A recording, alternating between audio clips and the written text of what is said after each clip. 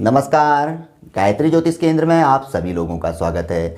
आज के इस एपिसोड में हम आप लोगों को बताएंगे कि किन 4 स्थानों पर यदि ग्रह हो, कोई भी ग्रह हो, कैसी ही स्थिति में हो, उच्च की स्थिति में हो या नीच की स्थिति में हो या अपने घर में बैठा हुआ हो, लग्नेश हो, पंचमेश हो, भाग्येश हो, राशि का स्वामी हो, तो रत्न कभी भी भूलकर धारण नहीं करना चाहिए।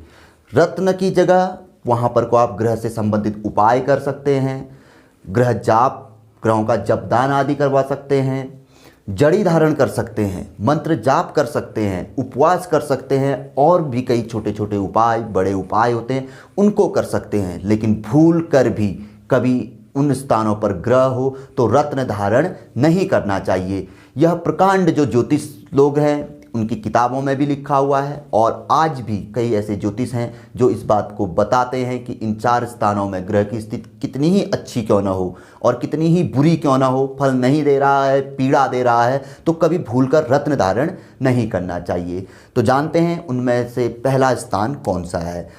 पहला स्थान है छठा स्थान। यहाँ पर को यदि कोई भी ग्रह बैठा हो, सूर्य बैठा हो, मेष का हो, मेष में उच्च का होते हैं सूर्य ग्रह, चंद्रमा वृष में उच्च के होते हैं, मंगल मकर में होते हैं, बुध कन्या में होते हैं, गुरु कर्क में होते हैं, शुक्र मीन में होते हैं, शनि तुला में होते हैं और राहु केतु की भी अपनी राशि मानी जाती है। कोई वृश्चिक में उच्च का मानता है, कोई मिथुन में उच्च का मानता है। इसी तरीके से केतु को भी कोई वृश्चिक में उच्च का मानता है, कोई धनु में उच्च का मानता है।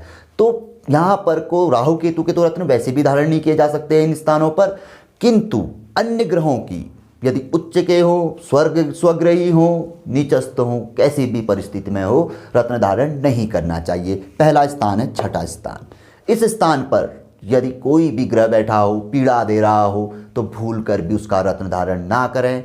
संभवतः जड़ी आप धारण कर सकते हैं, जड़ी का कोई भी नकारात्मक फल नहीं होता है। उपाय कर सकते हैं, व्रत उपवास कर सकते हैं, उस ग्रह से संबंधित ब्राह्मण के द्वारा जपदान आदि करवा सकते हैं, स्वयं उस ग्रह का आप जप कर सकते हैं। पहला स्थान हो गया छठा स्थान। ध्यान रखिएगा यहाँ पर को कभी भी आपको वह ग्रह का रत्न कभी फल नहीं देगा।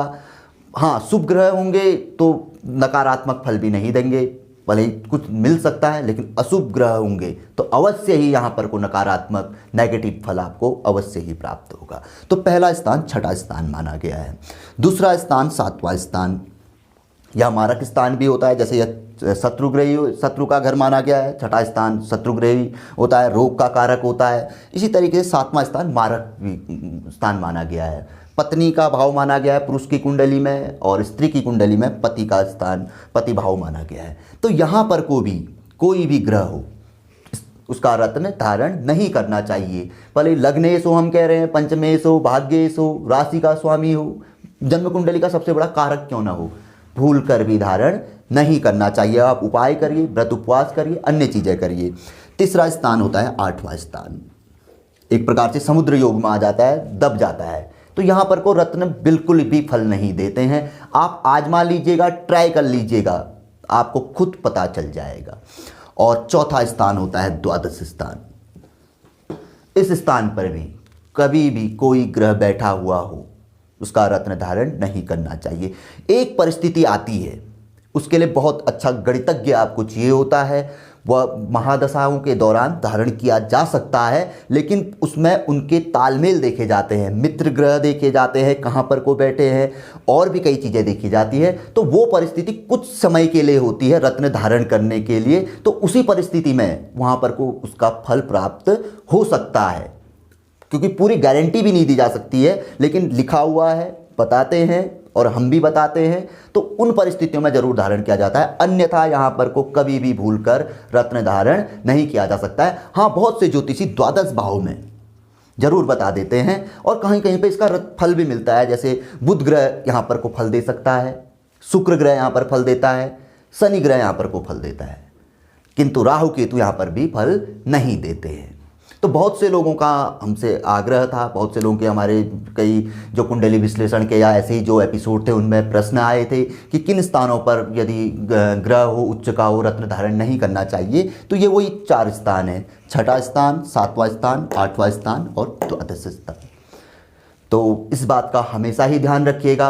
अगर कोई ज्योतिषी बताता भी है तो उसको एक बार आप जरूर पूछ लीजिए, अच्छी तरीके से विश्लेषण करवा लीजिए, पत्रिका का महादशा आदि भी दिखवा लीजिए, तो तब जाके यहाँ पर को रत्न धारण कर लीजिए। किंतु वहाँ पर भी हम आपको बताएंगे कि एकदम से मत करिएगा, कुछ दिनों उसे अपने पास रख लीजिए, अपने सोते समय अपनी तकिया के सिराने के नीचे डालकर देख लीजिए कि किस तरह के स्वप्न आ रहे हैं, और जब से आपने उसको रखा है तो कैसे लक्षण आपके साथ हो रहे हैं। तब लगता है कि शुभ हो रहा है, ठीक हो रहा है, तो तब आप उसे धारण कर लीजिए। वो भी तब शुभ लक्षण मिलेंगे जब हर जगह से महादशा, अंतरदशा, गोचर दशा, प्रत्यंतर दशा, कई चीज़ें देखी जाती हैं, तब जाके इन स्थानों पर रत्न धारण की राय दी जाती है।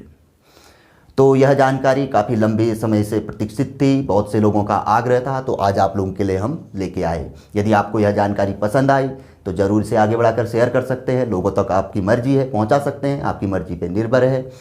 जुड़िए गायत्री ज्योतिष केंद्र के साथ, बहुत अच्छी जानकारी हमारी रहती है, आप लोग देखते हैं, पसंद करते हैं। कुंडली विश्लेषण का कार्य भी यहाँ पर को किया जाता है, उचित शुल्क आप लोगों से लिया जाता है, जो जायज़ शुल्क होता है, जो परंपरा अनुसार होता है, उसी शुल्क के साथ हम आप लोगों से शुल्क लेते हैं और आपकी पत्रिका का विश्लेषण करते हैं। तो पसंद आए तो चैनल को ज़रूर सब्सक्राइब करें, बेल आइकन दबाएं, जब भी जानकारी आएगी आप लोगों तक पहुँचती रहेगी। तो मिलेंगे ऐसी किसी बहुत अच्छी जानकारी के एपिसोड के साथ अगले वीडियो में। तब तक के लिए नमस्कार, जय श्री राम, जय श्री कृष्णा, ओम नमः शिवाय।